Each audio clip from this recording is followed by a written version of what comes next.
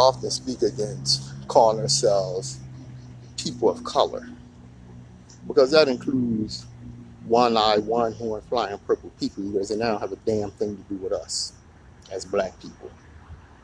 You have to wonder why we would sign up for calling ourselves people of color, especially considering that up into the 60s, with the advent of the civil rights movement and the Black Power movement, calling us colored became an insult, passe. I mean, you could get in a lot of trouble for calling a black man colored after that, after that period, after the period of Black Power.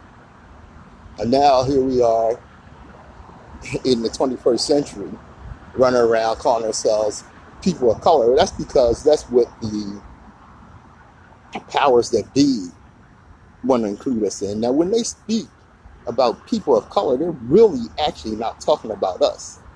The thing is, they don't want to say anything about black people or mention black people because they don't want to deal with the issues and the oppression that we still have to deal with.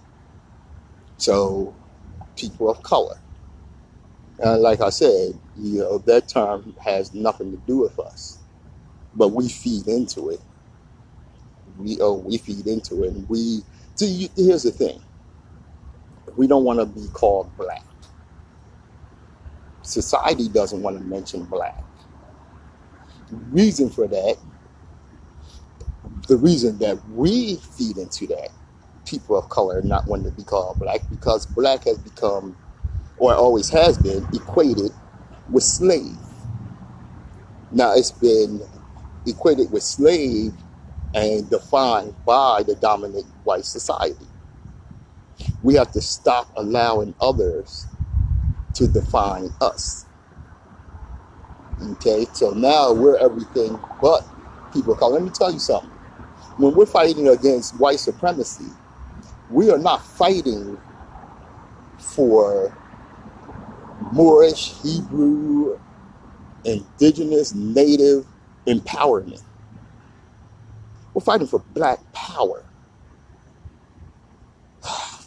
Did y'all forget what James Brown said? Say it loud. I'm black and I'm proud. So I play it so often on the air. You hear what Jay-Z said? Yeah, I know I talked about Jay-Z before when he made that deal with the NFL. Or just recently, a couple of days ago.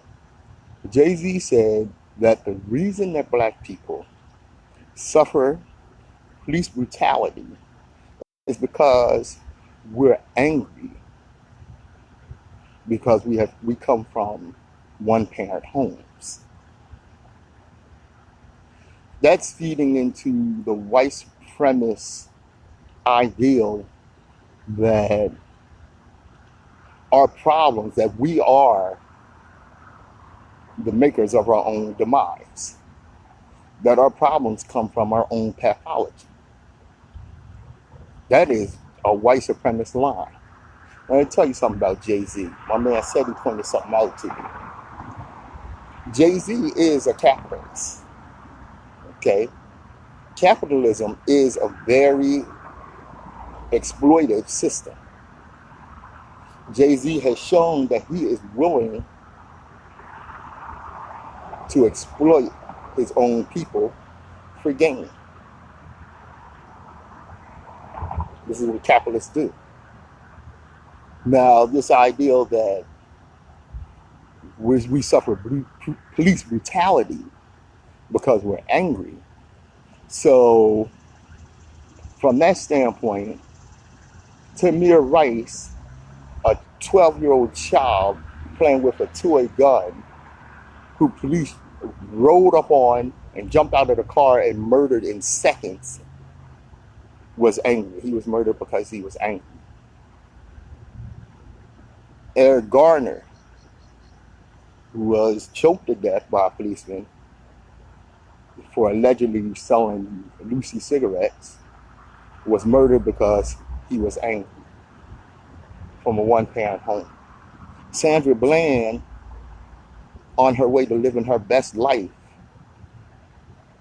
was murdered because she was angry. The young brother sitting in his home, minding his business, when a police officer claiming she was in the wrong apartment, thought she was dealing with an intruder, was murdered because he was angry. He was from a one-parent home. He had two parents. This list goes on and on and on. And for another black man to state that we're pathological and the makers of our own demise makes him a white supremacist surrogate. Very dangerous. Jay-Z is enemy of our people. I'm Patrice Gibbs. Join me on the Open Eye, Saturdays at 11 a.m. on WHDE 95.3 FM. The Open Eye, more than radio.